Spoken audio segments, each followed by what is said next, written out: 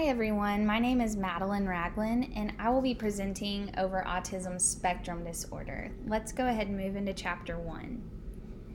So today in the United States, rates of school-age children with autism spectrum disorder are particularly high, with 1 in 69 children being diagnosed with the disorder. Comorbidity is also very common, and some of those common comorbidities include attention deficit hyperactivity disorder, anxiety disorders, and behavioral disorders. Because it's so common, it's essential that we become competent in treating these children and understanding these children. We will likely, inevitably, even if we weren't mental health professionals, we would likely inevitably encounter someone with this disorder, and just knowing how to interact with them is so helpful. Some more background: the earliest hypothesis of ASD stemmed from Kanner and Asperger. This hypothesis incorporated physiological beginnings for ASD. However, they did not last long because they were displaced with the hypothesis of psychoanalytic theories, which were rising and popular at the time. Bruno Bettelheim was the primary psychoanalyst at the time who suggested that ASD was a stem from improper parenting. This was eventually discredited because there are children with secure attachments and great parents who have ASD. Hypotheses that involved genes and heredity of ASD eventually made their way into the forefront of the study, and now ASD is noted as one of the most heritable psychopathologies and disorders existing among children. However, environmental factors have not been thrown out. While all ASD cases cannot be deduced to insecure attachments in children, genetic vulnerabilities can be enhanced by the lack of parental attachment and other environmental factors like tragedy or just irritating stimuli to that specific child. The significance of studying the disorder: because ASD is so prevalent among children in the United States, with that rate of 1 in 69, it is imperative that the mental health field studies and becomes increasingly competent in counseling children with the disorder. Understanding and making the symptoms of ASD known to the public is also essential, because the earlier a child is treated for the disorder, the more effective treatment can be and the more long-lasting effects it can have. So if a parent is educated on ASD before they know their child has ASD, they might be able to detect the symptoms earlier on and get their child the proper help that they need earlier on, which will have an effect that is much more long-lasting than a child who is maybe 15 or 16 and just now getting diagnosed and getting help with the disorder. Understanding the ranges of ASD in children and how they function is also essential in progressing an effective treatment. The prevalence and the variety of this disorder should prompt the mental health field to prioritize the further study of ASD for the benefit of the varieties of clients who will one day be treated for this disorder. And as mentioned just a second ago, there are different levels. So there are 3 levels in autism spectrum disorder. Level 1 is kind of the most high functioning. Level 3 is the most low, I would say maybe low functioning, or they just need the most support. So in level 1s, there are definite symptoms and signs that you can see in them, but they can maybe interact more effectively and all of that. Level 2 is requires just a little bit more support than level 1, and level 3 requires very substantial support. And we will talk later in this discussion just about how different children with different levels of ASD might interact to different stimuli and different social situations. So some terms that we should be aware of in considering what ASD is and understanding fully what the disorder is all about are social cognition, theory of mind, affective social competence, social deficits, and communication deficits. Social cognition encompasses the way in which people view themselves and the world around them. Children who display ASD show symptomologies of irregular social cognition, Theory of mind demonstrates when a child understands that other people have their own perception of themselves and the world around them. This understanding is lessened in individuals with ASD. Affective social competence is the connectivity between emotive experience, physical experience, and communication. The connectivity is also compromised within clients who exhibit ASD. Finally, social and communicational deficits involve an individual showing atypical behaviors and attempting to socialize and communicate with those around them. This can often cause peers and authoritative figures to feel uncomfortable. All right, moving into chapter 2 with risk factors of ASD. Currently, 15% of ASD cases are connected to known genetic issues. While this is true, not all individuals with genetic mutation found biologically among those with ASD function the same way and at the same classified level within ASD. Another biological risk factor also includes gender. While females can be susceptible to ASD, males are more commonly diagnosed. To date, no study has fully proven the actual cause of autism spectrum disorder. However, the biological correlations found through genetic mutation and gender are helpful in aiding the mental health professional in early diagnosis. Some physiological risks include parental age, premature birth, low birth weight, jaundice, and prenatal complications. Various studies have proven correlation with older parental age in children having ASD. Premature birth has been a consistent predictor for a potential diagnosis of ASD in children.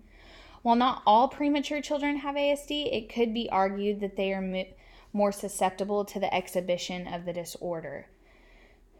Low birth weight has also been found to be a significant physiological risk factor in the vulnerability of children with ASD. As you see, it says hyperbilirubinemia, and that's just another word for neonatal jaundice, which is elevated serum bilirubin levels in children. Studies have indicated that jaundice poses a greater risk for children to have ASD. Finally, perinatal and neonatal complications in pregnancy have vastly correlated with ASD diagnosis. Each of these factors is not proven to cause autism in children. However, each of them can help to predict or prepare for the potential for ASD, so we can look out for those symptoms. All right, some psychological risks. The two primary indicating psychological factors in children with ASD include social and communicational inabilities. While social inabilities are an external impact of ASD, the inability to socialize as a typical individual is connected to the psychological state of an individual with ASD. The psychological factor can be distinguished in two specific ways. First, a child may be reserved from interacting socially at all. Second, a child may not be reserved but may attempt to socialize in atypical ways through conversation and behavior that others feel discomforted by. Both behaviors typically stand from a desire to be accepted by others, but a psychological inability to find what is socially acceptable.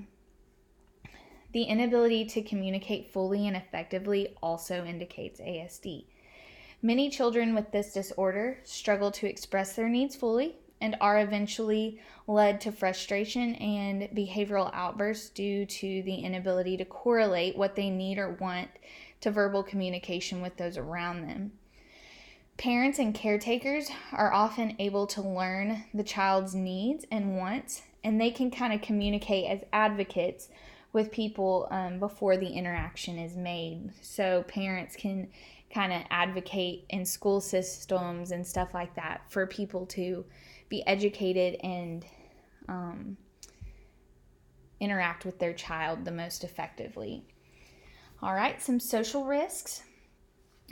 A child's ability to socialize in a typical manner can be hindered, as mentioned before, by ASD. This often leads to ostracism among children with ASD at school and in other settings such as church. Ostracism is just a factor that no human is exempt from, but children with ASD do tend to experience this exclusion socially far more often than the typical person. This is due to the child's inhibited ability to communicate and socialize in a typical manner. While social exclusion, is likely, there are ways to help prevent it in places like schools and churches through educating other individuals on how to appropriately communicate with children who have ASD. So parents can teach teachers and teachers can teach students, or parents can teach maybe a youth pastor and youth pastors can teach their kids in their youth group how to interact with an individual with ASD most effectively, so that everybody kind of wins in the end in the social interaction. Moving on to chapter 3, some signs and symptoms of autism spectrum disorder. So some developmental signs are obviously, as mentioned before, communicational signs and socialization signs. Developmentally, children with ASD will be mostly behind in their abilities to communicate and socialize as a typical child would. Some signs of these disabilities may include discrepancies in the ability to have two-sided conversations, shared interests with others, and initiate social interaction. Other signs may include abnormalities in eye contact during social interaction and the inability to comprehend typical social gestures of communication. Difficulty in developing and maintaining healthy relationships may also be hindered by ASD. While children may seem developmentally normal from the outside, social deficits and where a child should be developmentally can serve as a strong indicator of ASD. So what are some cognitive signs? Cognitive development in children with ASD will be most affected in their ability to understand social and relational cues, as well as inflexibility in swift daily changes to routine. The typical child with ASD struggles to understand things that are socially typical. For example, a teenager with ASD might attend a church small group with some other kids his age, and one of the other kids might ask for prayer. The kid asking for prayer may be discreet in the request and make it obvious that she does not want to go into great detail. And everyone can kind of tell this by her body language, but the child with ASD kind of digs for more information, and it kind of feels inappropriate and uncomfortable to everyone around him. Those around him feel uncomfortable, but this is a sign that the kid with ASD does not cognitively understand. He doesn't get the social cues. Secondly, children with ASD typically show repetitiveness in daily patterns, behaviors, and interests. While the typical child may show some repetitiveness, a child with ASD poses inflexibility in his repetitiveness. With this behavior, great distress may come if he is required to become flexible in his plans without plenty of warning. The level of ASD one has will also be affected by their ability to become flexible to daily pattern changes. That's those levels that we saw in that chart earlier, 1 through 3. For example, a child with level 1 ASD may be able to live flexibly as long as there is some warning before the flexibility is required. On the other hand, a child with level 3 ASD may be completely thrown into distress regardless of warning, because his pattern behavior and their cognitive connections are unable to adjust to much change at all. Some behavioral signs. One of the most essential signs of ASD when considering a child's behavior includes inflexible behavioral patterns, kind of like we just discussed. Levels 1 through 3 can indicate the severity of atypical behavioral patterns. For example, a level 3 child may place his shoes in the exact same place every day when he gets home from school. The next morning, he expects those shoes to be there for him when he puts or when he gets up to put them on. However, if his mom were to take his shoes to wash them off from mud he had stepped in that day and place them in a different place, the next morning the child's entire day may be thrown into distress due to his behavioral patterns becoming broken. On the other hand, a level 1 ASD client may not be affected by something as typical as the movement of shoes. However, not being able to go somewhere due to weather that he attends every Tuesday night may be grounds for similar distress.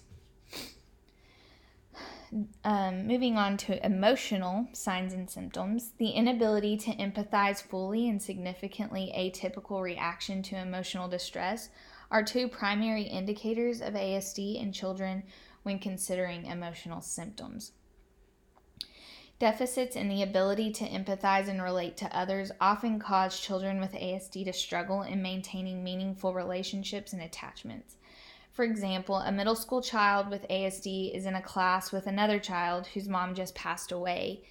While most of the children are trying to maybe console the child on their first day back to school, the child with ASD may be trying to dig for more details. He just doesn't relate to that pain and he doesn't really know what's socially typical. So he starts bringing up more details and it makes everyone, including the child who's just returned to school, feel very uncomfortable. Some social signs and symptoms. ASD is characterized by unrelenting deficits in typical socialization. The more patterned a child with ASD can live, the more he can achieve socially. For example, if a child is able to go to the same school every day, he is more likely to meet the expectations at that school than a child who is constantly moving schools or moving towns. However, maybe if that child were to be thrown off one day by a field trip or something, he might be more likely to act out because his pattern has been broken. Some environmental signs and symptoms. A child's response to the environment can be incorporated as a strong indicator of ASD. For example, a child with ASD who has a consistent environment may feel more secure and act more content than a child with ASD who is constantly moving from town to town. Children with ASD may not be flexible to consistent change, and those who have more stability in routine and environment tend to achieve more typical behavior than those who are persistently required to adjust to new environments.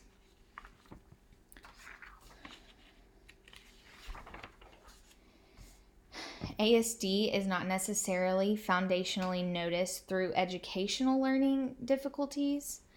Sorry, I forgot to change the slide. It's not necessarily foundationally noticed through educational learning difficulties, but children with ASD do often struggle to maybe cooperate in a classroom. So while their intellect may not be hindered, and some children may be, even in AP classes or something with ASD, they may struggle to behave appropriately in class. They also have struggles with word attachment. For example, when they are asked to associate words with how they feel or how others feel about them, a child with ASD may struggle to compute completely. Children with ASD tend to learn things from a literal perspective.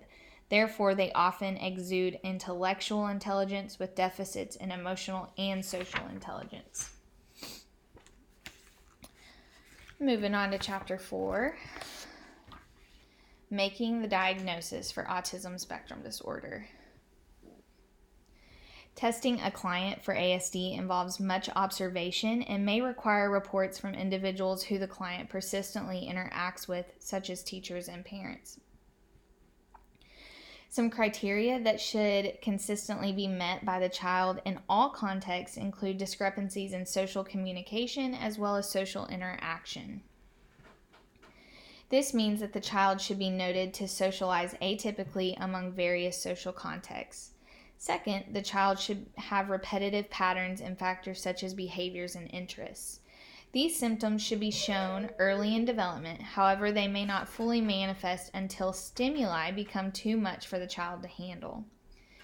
The 3 levels of ASD will help to determine the child's limits.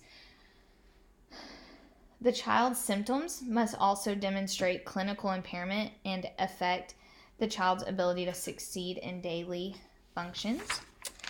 And finally, disturbances are better explained. If the disturbances are better explained by medical issues or different pathologies, then they can't be diagnosed with ASD. Differential diagnosis. Some common differential diagnosis with ASD include Rett's disorder, schizophrenia, selective mutism, language disorder, social communication disorder, intellectual disability, and stereotypic movement disorder. Each of these disorders is specifically characterized by factors that could look like ASD if the mental health professional does not diagnose carefully. Understanding that ASD is specifically characterized by both persistent social communication and social interaction disturbances across most contexts is essential in diagnosing accurately. ASD can also become comorbid with other disorders. So if a child does meet the criteria fully for ASD, but also meets the criteria fully for an intellectual disability, they can be comorbid and they can both be treated at the same time. Making a final diagnosis should never be rushed. Becoming competent in understanding each individual client's behaviors and tendencies prior to diagnosis is so important. For an individual to qualify for ASD, he must show persistence in social communication and social interaction difficulty, exhibit patterned behaviors and tendencies that are atypical, and the symptoms should manifest to some extent in their earlier development, and clinical impairment should be observed in daily function. If a client meets this criteria and nothing medical or pathological could better explain the behavior, ASD should be the diagnosis. All right, Chapter 5. Treatment options. So if we're looking at cognitive therapy, cognitive behavioral therapy is the most common among cognitive techniques in treating children with autism spectrum disorder. However, this modality may only be effective if the child does not exhibit intellectual disability. This is due to the correlation that must take place between learning behaviors and associating them with specific cognitive processes. Intellectual disabilities may hinder the ability to achieve this connection. When we're looking at behavioral therapy, applied behavioral analysis is the most common therapeutic approach used among children with ASD. In this intervention style, natural behaviors are analyzed and new behaviors are taught based on the tendencies the children already have. Teaching children behaviors based on their own tendencies remove the cognitive connections such as in like what I just mentioned. Demonstrating and practicing with children's responses to specific stimuli can help to adjust behavior in settings that are persistent in their life. So if a child goes to school every day, it's easier to teach them the expectations and for them to meet it because it's so consistent, they can create a patterned behavior. If a child does have an intellectual disability, which can be a common comorbidity with ASD, behavioral therapy may be the best approach due to hindered cognition and more specifically, applied behavior analysis. Moving into family therapy, studies do show that children with ASD are benefiting from having their parents involved in the therapeutic intervention process. When parents are able to be a part of the therapeutic intervention, they are able to learn alongside their children, and this can help the child to receive consistency at home, and it can help them teach the child's teachers and other people as advocates how to interact with their child. The family stress model may also be incorporated into family therapy with families who have members with ASD. This modality seeks to help the ASD client as well as the family achieve optimal mental health and functionality within the home. Counseling the entire family can help to achieve new stress-reducing techniques that will benefit everyone involved, as well as produce advocates for the child with autism spectrum disorder in social contexts. Then pharmacological therapy.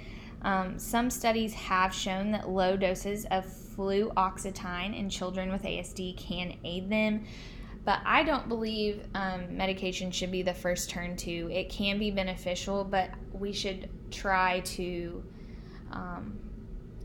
look into counseling and therapeutic approaches before we just prescribe a medicine. And also the severity of the disorder can definitely influence whether the child needs medicine. Some other potential effective modalities are person-centered therapy and play therapy. They may be less popular, but they have been proven to be successful with some cases.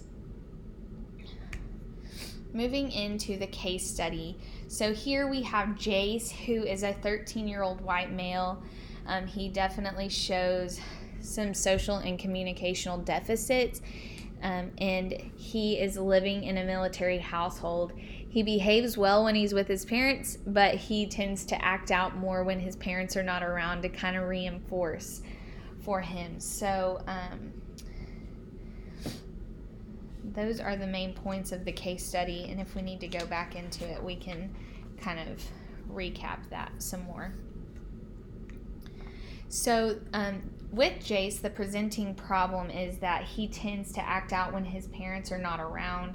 He is atypical in the way he attempts to socialize and struggles to communicate or behave around others in what would be considered an appropriate manner. Jace tends to interrupt while in class and at his church's youth services. He also tends to argue with his teachers, youth pastors, and peers in a manner that makes others feel uncomfortable. Jace notices that his peers exclude him, and he verbally assaults them by calling them like stupid or jerk when he feels left out. Developmentally, according to Erickson's 8 stages of human development, a child should be on to learning identity versus role confusion at the age of 13. And this means that the child should be developing an image of self and identity. The child should also begin incorporating how their future roles in life will look. But Jace seems that he is still stuck in the stage of industry versus inferiority. During this stage, ranging from ages 6 to 12, the child should begin learning skills academically, socially, physically, and practically. It is evident that while Jace does seem to be advanced academically, in the case study, it indicated that he was in AP classes and that he was gifted academically.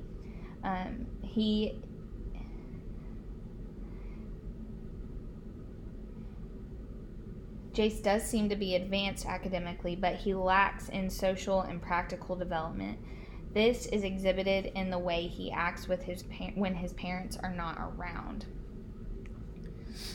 Cognitively, Jace seems to be high functioning. He is advanced academically. It is evident that he knows and understands his parents' expectations because he has behaved well when they are around.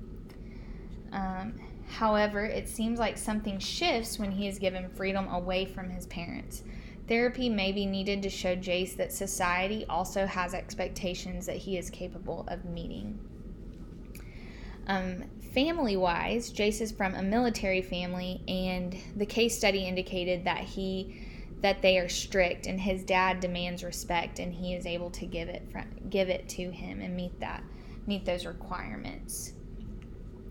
Interpersonally, Jace does not seem to struggle with his family unit, but with social interpersonal relationships. So as he tries to socialize with his peers and interact with authority figures outside of his household, he tends to act atypically. Jace is often argumentative with people and acts out behaviorally and verbally at inappropriate times. Educationally, Jace seems to be on track. It is evident that he has a sharp mind from the report that he is in advanced classes. However, Sitting in an educational environment seems to be a challenge for him. Jace tends to blurt out irrelevant things during class, argues with his teacher, and even tends to get up and move around at inappropriate times, which was indicated in the case study, but I didn't figure you guys wanted me to read the entire study to you. There aren't really any medical indicators that were listed in the case study that would apply to Jace, but socially and legally, Jace seems to be developmentally delayed. He argues with his peers, and his behavior is noted to make others feel uncomfortable at both church and school. His peers exclude him because of their discomfort, and he often notices and calls them names. Jace also tends to blurt inappropriate things out in settings like church and in the classroom. Considering a primary diagnosis, because Jace specifically shows deficits in social communication and interaction, as well as demonstrates better behavior with his strict family structure, his primary diagnosis should be level 1 ASD. Since he seems to require the support of his parents' authority, it is evident that he can behave appropriately with the right structure.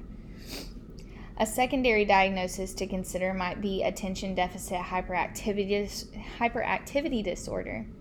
Jace meets some of the symptoms in his inability to stay in his seat when it is required, his inappropriate verbal outbursts during class and at church, and his inability to maintain attention. ADHD may be a comorbidity as well. In this case, diagnosing Jace with ASD and comorbid ADHD seems most appropriate because he meets the criteria and seems to need assistance in characterization of both disorders. We're almost done. Moving into chapter 7.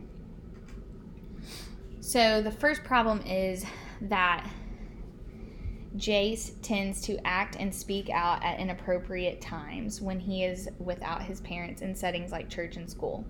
So the goal is to help Jace correlate his parents' expectation of his behavior and his respect for their authority with that of his teachers, youth pastors, and other authoritative figures.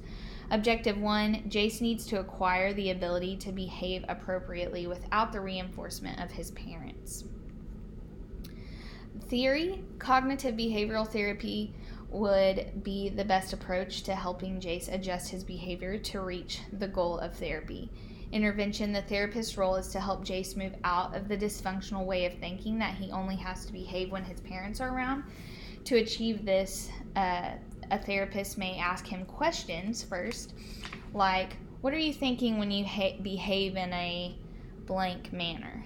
Depending on Jace's response, the therapist might ask him to consider how it could affect him if he behaved as if his parents were always around. Objective 2, Jace needs to acquire the ability to speak appropriately to his peers and authorities when his parents are not there to reinforce. The theory here would be that ABA, Applied Behavioral Analysis, and this would be a helpful theory in helping Jace to adjust his verbal behavior in social settings. Intervention, in ABA therapy, the counselor is supposed to become supportive and positive to help the client elicit the desired behavior. In this case, the counselor may encourage Jace about how well he respects his parents and then lead him to think about how much more acceptance he might receive from others if he treats them in the same manner. Objective 3, Jace needs to learn to process how his behavior affects the way others treat him. The theory here could be family counseling techniques, which could be helpful due to Jace's evident respect for his parents. His parents can act as reinforcers to the techniques, and they can also learn alongside him how to prepare others for interaction with him. Intervention, family counseling can primarily be used to help reinforce the information that Jace receives from his counselor, as well as to help the family learn techniques in helping others know how to approach Jace most effectively. Treating Jace within the structural family model and incorporating him in the full context of the family can also help to educate himself on how to cope and communicate when people do not approach him in a desired manner. Now, the second problem is that Jace does not respect those around him in a similar manner to how he respects his parents. Here, the goal is to show Jace what respect looks like in his society and how it can affect the response of other people toward him. Objective 1, Jace needs help understanding what respect looks like to those he is persistently around. The theory here could also be cognitive behavioral therapy, and this can help Jace come to an understanding of why his current behavior is disrespectful. The why is important. Intervention, conversation, practical application, and homework would be beneficial for Jace. Conversation will open up the opportunity for Jace to express what he thinks when he behaves in specific ways that are considered atypical. Practical application in therapy can help to teach him how he could respond differently in social settings, and homework practice can help Jace incorporate and prove the differences to himself of his daily interactions. Now, objective 2 is that Jace needs help in understanding the how to show respect even when he does not feel like it. The theory here could also be CBT, and it can help Jace to adjust his behavior as well as teach him some coping techniques when he feels frustrated by those around him. The intervention, it is evident that Jace gets frustrated with those around him, which in turn causes him to behave verbally aggressive. CBT, can help Jace to consider how his aggression may affect others, how he could respond differently to those triggering times, and how, in time, people may grow to be more accepting of him if he expresses his irritation more appropriately. Homework practice can also help in showing Jace the real effect of his verbal behaviors. Objective 3, Jace needs to learn strategies to help him stay focused and follow classroom expectations, such as sitting in his seat. Teachers may view him in a more positive light if he can do this. ABA, Applied Behavioral Analysis, can help in adjusting this behavior as well as help Jace understand how following classroom etiquette can create a more productive atmosphere for him as well as everyone else. And finally, the intervention here would be positive reinforcement through applied behavioral analysis. This can help Jace to learn that there is good that comes from his following the classroom rules, such as staying in his seat during instructional time and raising his hand to speak. Partnering with the school and church that Jace attends can also help in this case. If Jace is to raise his hand before speaking, his teacher could acknowledge that he did so and compliment him for his manners. Seeing the change in her demeanor can motivate Jace to want to behave more appropriately when his parents are not present. All right, now finally, chapter 8. So personal observation for ASD. The reason I kind of chose this disorder is because I wanted to become more educated due to some personal experience I've had with some kids that have autism spectrum disorder. Specifically, my husband and I are youth pastors, and we are a part of a church plant. So we have been meeting in our home for youth ministry, and some children with this disorder have attended, and they have definitely done some things like put things in their mouth that don't belong, or take photos off the wall, or just blurt out things inappropriately, and everybody kind of feels uncomfortable. I feel like it just would have been very beneficial if we would have been educated on how to handle children like this more effectively. I feel like there has definitely been that, social exclusion that we talked about earlier to these kids, and maybe it's made them not want to come as much, or it's made us even maybe not want them to come as much because we don't know how to handle them. But now that I've done this research, I feel so much better prepared to not only handle and interact with children and teenagers with autism spectrum disorder, but I feel like I can prepare others around me, whether it be other kids or leaders in our church youth group, to interact effectively and understand why these kids might be behaving the way they are and how we can get a desired behavioral effect, but communicating with them as typical children would communicate is probably not the best way to do it. So I just really appreciate the opportunity to do this assignment, and I can't wait to incorporate this information in my daily life, and I hope you guys are as eager to do the same. I hope y'all have a good night. Thanks.